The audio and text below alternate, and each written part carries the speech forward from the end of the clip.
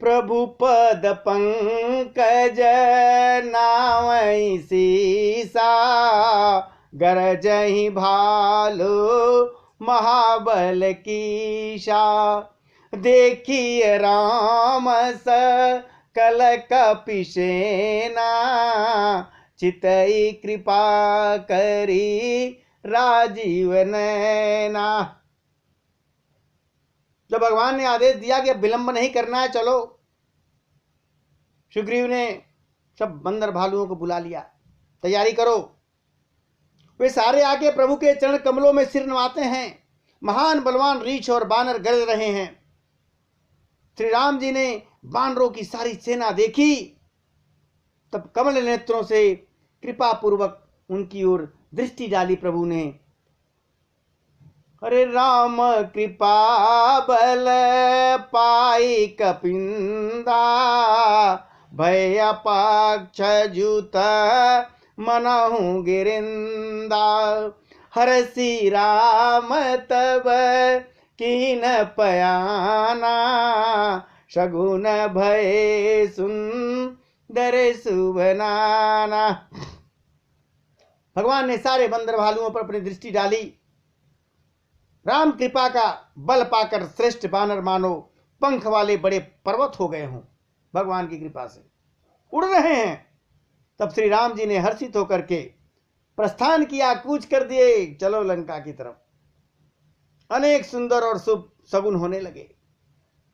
भगवान चल रहे हैं तो जासु सकल मंगलमय कीर्ति, तासु पयान गुणय नीति। और प्रभु पयान जाना भय देई, फरकी बाम अंग जन कहीं देही। जिनकी कीर्ति सब मंगलों से पूर्ण है, उनके प्रस्थान के समय शकुन तो होना ही है। यह नीति है, लीला की मर्यादा है। प्रभु का प्रस्थान जानकी जी ने भी जान लिया। उनके बाएं अंग फड़कने लगे, मानो कह रहे हो कि श्री राम जी आ रहे हैं। और जोई जोय सगुन जान की होई, असगुन भय रावण सोई। चला कटुक को बरनय पारा, गरजहि बानर भालू अपारा। जानकी जी को जो जो सगुन हो रहे हैं, वही वही रावण को असगुन हो रहे हैं। सारे अपसगुन हो रहे रावण की। सेना चली, बंदरों की सेना प्रभु के साथ चली, उसका वर्णन कोई नहीं कर सकता। असंख्य बानर और भालू थे और गर्जना कर रहे हैं सब। ऋणक आयुध गिरी पाद पधारी, चले गगन मही इच्छाचारी के हरिनाद। भालू कपि करही डगमगाय, दिग्गज चीक रही। अब न कहीं जिनके शस्त्र हैं, बंदरों के शस्त्र क्या है? के पास बंदूक तो नहीं है, गोले नहीं, नाखून है। न कहीं उनके शस्त्र हैं। वे इच्छानुसार सर्वत्र बेरोक टोक चलने वाले रीछ बानर पर्वतों और वृक्षों को धारण किए, कोई आकाश मार्ग से, कोई पृथ्वी पर चल रहे हैं। वे सिंह की समान गर्जना कर रहे हैं। उनके चलने और गर्जने से दिशाओं के हाथी विचलित होकर चिघाड़ मार रहे हैं। इतनी तेज गर्जना कर रहे हैं।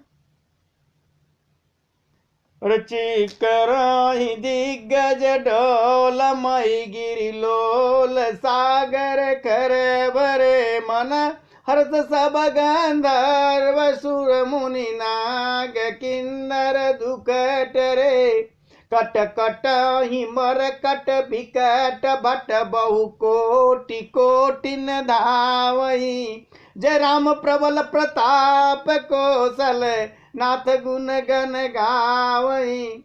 दिशाओं के हाथी चिघाड़ मारने लगे, पृथ्वी डोलने लगी, पर्वत चंचल हो गए, कांपने लगे मतलब, और समुद्र खलबला उठा। गंधर्व देवता मुनि नाग किन्नर सबके सब के मन हर्षित हो गए कि अब हमारे दुख टल जाएंगे, अब प्रभु निकले हैं। अनेकों करोड़ भयानक बानर योद्धा कटकटा रहे हैं और करोड़ों ही दौड़ रहे हैं, करोड़ों बंदर हैं। प्रबल प्रताप कौशलनाथ श्री राम जी की जय हो, जय हो, ऐसा पुकारते हुए, उनके गुण समूहों का गुणगान करते हुए सब आगे को बढ़ रहे हैं। सही सकन भार उदार पत बार बार ही मोही, गदसन पुनि पुनि कमाट पृष्ठ कठोर सो किमि सोई। रघुवीर रुचिर प्रयाण प्रस्थित जन परम सुहावनी जन, कमठ खर पर सर पराजसो लिखित अबिचल पावनी। उदार परम श्रेष्ठ और महान सरपराज शेष जी भी सेना का बोझ नहीं सह सकते। वे बार बार मोहित हो जाते हैं, घबरा जाते हैं और पुनः पुनः कच्छप की कठोर पीठ को दांतों से पकड़ते हैं। ऐसा करते हैं अर्थात बार बार दांतों को गड़ाकर कच्छप की पीठ पर लकीर सी खींचते हुए कर रहे हैं। वैसा शोभा दे रहे हैं मानो श्री राम जी की सुंदर प्रस्थान यात्रा को परम सुहावनी जानकर उसकी अचल पवित्र कथा को सरपराज शेष जी कच्छप के पीठ पर लिख रहे हों। ऐसे बार बार दांत कच्छप के ऊपर पड़ रहा है शेष। अरे ही विधि जाई कृपा निधि उतरे सागर तीर, अजात लागे खान फल भालु विपल कपिवीर। इस प्रकार कृपा निधान श्री राम जी सारे बंदरों के सहित समुद्र तट पर पहुंच गए। अनेकों रीछ बानर वीर जहां तहां फल खाने लगे।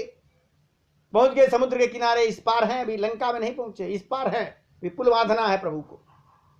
पहुंच गए और वहां अरे उहा निशाचर रही सशंका, जब ते जारी गयौ कपिलंका। अरे निज निज गृह सब करही विचारा, नहीं निशाचर कुल केरऊ बारा। लंका में खलबली मची हुई है। जब से हनुमान जी लंका को जला कर आए हैं तब से राक्षस एकदम भयभीत हो गए। अपने अपने घरों में सब विचार करते हैं कि अब राक्षस कुल की रक्षा का कोई उपाय नहीं दिख रहा है। जिसका दूत ऐसा काम कर गया, अरे जासु दूत बल बरनी न जाए, तही आए पुर कवन भलाई। दूतन सन सुन पुरजन बानी, मंदोदरी अधिक कुलानी। रस जोर कर पति पग लागी, बोलिय बचन नीति रस पागी।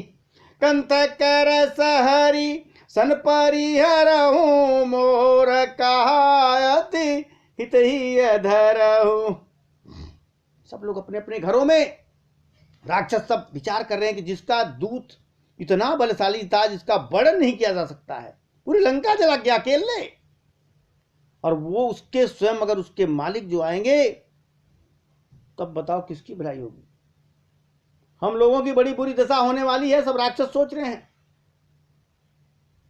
दूतियों से जब ये सब बातें चारों तरफ हो रही हैं तो नगर में सब चारों तरफ बात होती है। रावण के भी दूत हैं और सारे वचन सुन करके जाते हैं, मंदोदरी को बताते हैं। मंदोदरी बहुत व्याकुल होती है, पूरे लंका में ही बात हो रही है। वो एकांत में अपने पति के पास गई, हाथ जोड़कर रावण के चरणों में लगी और नीति रस से पगी हुई वाणी बोलती है। मंदोदरी गति रावण से, हे प्रियतम, श्री हरि से विरोध छोड़ दीजिए, भगवान से विरोध मत कीजिए। मेरे कहने को अत्यंत ही हितकर जान करके हृदय में धारण कीजिए। जो मैं कह रहा हूं बड़े हित की बात कह रही हूं। प्रभु समझा रही रावण को और कह रही है कि समुझत जासु दूत कह करनी, श्रवहि गर्भ रज निचर घर नीता सुनार निज। सचिव बोलाई पठवऊ कंत जो चाहूं भलाई। कहती है मंदोदरी कि जिनके दूत की करनी का विचार तो करो, स्मरण कर लो। राक्षसों के स्त्रियों के गर्भ गिर गए, उसने इतनी तेज आवाज मारी, राक्षसों के स्त्रियों के गर्भ गिर गए। हे मेरे प्यारे स्वामी, यदि भला चाहते हैं तो अपने मंत्री को बुलाकर उसके साथ उन प्रभु की स्त्री को वापस भेज दीजिए। अरे तब कुल कमल विपिन दुखदाई, सीता सीतनी समयाई। सुनहु नाथ सीता बिन दीने, इतना तुम्हार शंभुवज कीने। सीता आपके कुल रूपी कमल के वन को दुख देने वाली जाड़े की रात्रि के समान आई हुई है, इसलिए हे नाथ सुनिए, सीता को लौटाए बिना शिव और ब्रह्मा के किए भी आपका भला नहीं हो सकता। अगर शिव भी चाहे, ब्रह्मा भी चाहे आपका भला हो तो भी नहीं हो सकता बिना सीता को लौटाए। तो राम बान यही गन सरिस, निकर निशाचर भेक। और जब लगी ग्रसतन तब लगी जतन करहूं तज टेक। और कहती है कि श्री राम जी के बाण सर्पों के समूह के समान हैं और राक्षसों के समूह मेढक के समान हैं। भगवान के बाण क्या है? सर्प के समान, और राक्षस क्या है? मेढक के समान। जब तक वे इन्हें ग्रस नहीं लेते, निगल नहीं जाते, तब तक हट छोड़कर उपाय कर लीजिए। समझा रही है। श्रवण सुनिए सठता कर बानी, भी है सा जगत विदित अभिमानी। सबय सुभाव नारी कर साचा, मंगल महु भय मन अति काचा। कहती है मूर्ख और जगत प्रसिद्ध अभिमानी रावण कानों से उसकी वाणी सुनकर खूब हंसा, मंदोदरी की बात सुनकर खूब हंसा। मूर्ख रावण अभिमानी था ही, और बोला, क्या कहता है? स्त्रियों का स्वभाव सचमुच ही बहुत डरपोक होता है, मंगल में भी भय करती है। तुम्हारा मन बहुत ही कच्चा है, बड़ा कमजोर है, इतना डर रही है तुम। जो मर कट कट काई, जियहि बिचारे निश्चर खाई। और कंपहि लोक पजा किए त्रासा, ता सुनार सभित बड़ हासा। कहता है यदि बानरों की सेना आएगी तो बेचारे राक्षस उसे खाकर अपना जीवन निर्वाह करेंगे, तो बढ़िया बात है। अरे लोकपाल भी जिससे डरते हो, कांपते हो, उसकी स्त्री डरती है, नहीं डरपोक है, ये बड़ी हंसी की बात है। अरे अस कही भी हंस ताही उर लाई, चले वह सभा मम ताय दिकाई। मंदोदरी हरि दया कर चिंता, भयउ कंत पर विधि विपरीता। रावण ने ऐसा कहकर हंसकर उसे हृदय से लगा लिया और थोड़ा ममता बढ़ाकर, स्नेह दिखा करके, और चल दिया अपना दरबार में, सभा में चल दिया। मंदोदरी मन में सोचने लगी, चिंता करने लगी कि पति पर विधाता प्रतिकूल हो गए हैं, आज विधाता बाम हो गए, लगता है इनके अच्छे दिन नहीं है। अरे बैठे सभा खबर यस पाई, सिंधु पार से नास आई। बूझत सचिव उचित मत काऊ, ते सब से मस्ती कर रहो। जो ही वो सभा में जाकर बैठा रावण, उसने ऐसी खबर पाई कि शत्रु की सारी सेना समुद्र तट पर आ चुकी है, उस पार आ गई है सेना। यह खबर लगी रावण को। उसने मंत्रियों से पूछा कि उचित सलाह दीजिए भाई, अब क्या करना चाहिए। तब सारे मंत्री जो है हंसे और बोले कि अरे चुप रहिए प्रभु, इसमें सलाह की कौन सी बात है? आप सलाह ले रहे हो, बंदर आ रहे हैं, मनुष्य आ रहे हैं, इसमें क्या सलाह ले रहे हो? अरे जीते हो सुरा सुर तव श्रम नाही, और नरबानर के लेके माही। आपने देवताओं और राक्षसों को जीत लिया, तब तो कुछ मेहनत नहीं किया, कोई श्रम नहीं किया हुआ, फिर मनुष्य और बानर आ रहे हैं तो किस गिनती में है हमारे लिए? काहे को चिंता करते हैं? मंत्री बोल रहे हैं रावण के। तो सचिव वैद्य गुरु तीन जो प्रिय बोल नहीं भयास, राज धर्म तन तीन कर हो ही बह गई नाश। तुलसीदास जी लिखते हैं कि मंत्री, वैद्य डॉक्टर और गुरु, यदि ये तीन जो है डर के मारे या लाभ की आशा में हित की बात न कह करके मुंह पर प्रिय बोले, जिसको ठकुर सुहाती कहते हैं, मीठी मीठी बात,